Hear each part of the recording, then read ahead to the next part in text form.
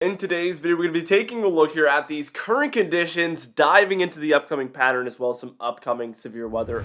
Let's just get straight into things. And first things first, we're taking a look at our current radar imagery. As you can see, there is some showers going on for this corridor here. We also have some thunderstorm activity a little bit further east of there. And then we did have some activity here along the southeast as well. We'll talk about all of these things. I do want to apologize today as we're zooming in. I do sound a little bit nasally today. I did have an allergy attack yesterday, so I'm kind of just recovering from that. So I do apologize if I sound a little bit weird. You might not even be able to hear it really, but you might notice it. And if you do, I do apologize. We do see that there is some showers along the Washington coast, even the Pacific Northwest there, or I guess, what would you call that region? British Columbia of Canada, I guess. There, and then portions of Oregon potentially as well, seeing those very isolated, scattered around showers. We can see as we head a little bit further eastward here, Idaho, Montana, Wyoming, seeing some showery activity in there as well, in those greens and yellows going on, lighter showers. We do see that here for Colorado, New Mexico, Kansas, Oklahoma, as well as maybe northern Texas there. We are seeing a little bit of some heavier showers in this pocket. Those are kind of dissipating as we speak, though. As we move up to the northwest here, we can see that there is just some showers and some thunderstorms around. We can tell, obviously, where the thunderstorms are by looking for the red. The showers are going to be more of your greens and your yellows.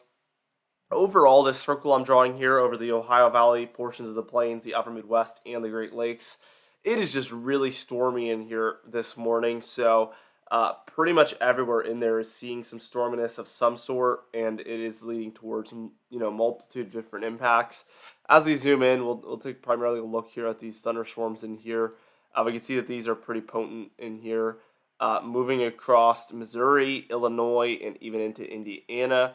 On the very northern end, we did have a severe thunderstorm warning right there north of Springfield, Illinois, that was rolling through. That has kind of come to an end, but earlier this morning, overnight, we were seeing a severe thunderstorm roll through there. And I mean, these are still pretty bad on the tail end of things. We can see that this area is going to be impacted by these thunderstorms, and it's still looking pretty potent for the day today. Now, as we move up to the northeast, we can see that there is just some showers and thunderstorms rolling across multiple different states here, just rolling through. And these are also bringing some impacts, but mostly lighter showers is what is around. And by the way, in case any of you watched yesterday's video, you noticed that I talked about how I need rain really bad and how we missed out the day before yesterday on some thunderstorms that could have brought that rainfall. But, we were expected to get thunderstorms yesterday, so all was good. Well, we got missed again, so I still haven't seen a lick of rain. I think it's rained twice this summer here and not a lot at all. So it has been very, very dry. I've seen, I think, 3 or 4 thunderstorms in an area that averages like well over 20 thunderstorms a year. I've heard thunder like 2 or 3 times so far this year. It's been madness. It has been truly crazy, and in a weird way, like not what you'd expect. It's been very, very quiet, but not the whole like large region around me. Mostly just my 10-mile radius. But I guess it's how it works sometimes. You like weather, and it dodges you and you notice, but people that don't like weather don't really notice because they don't really care.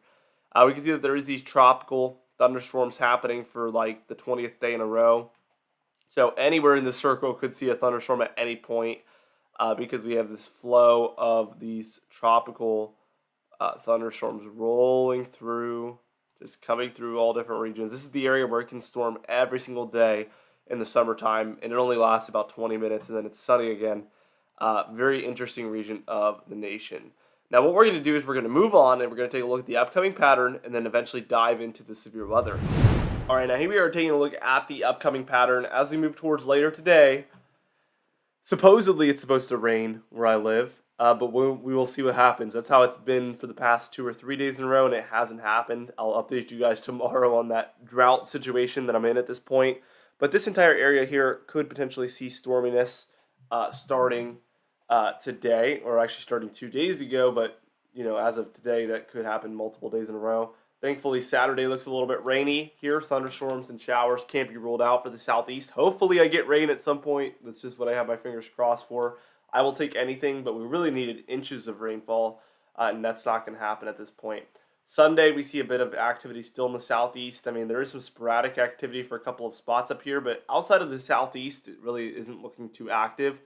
Monday, the 11th here, we can see some potential activity there in the southeast, also up here for kind of the northern regions of the central and eastern United States. Tuesday here, we still see the southeast seeing some activity, also the northeast and the Great Lakes as well here on Tuesday the 12th. Wednesday the 13th here, we can see that for the eastern United States as a whole, some activity is possible. Very, very quiet outside of there, though. For Thursday the 14th, we see still some storminess up here for the eastern United States again. 15th, we get kind of a low that extends off the coast from all of this. If this is going to, whether this is going to be tropical or not, only time we'll be able to tell, but we do see that a system kind of develops from all of this storminess and just goes up the east coast. We do see from time to time tropical systems do take that track, so watch it play through.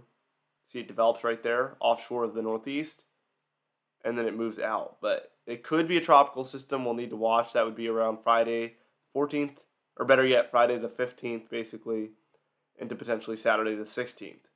Speaking of Saturday the 16th, very, very quiet looking. We have some activity I can see in here, some for the southeast, but really, I mean, very, very quiet pattern we find ourselves in.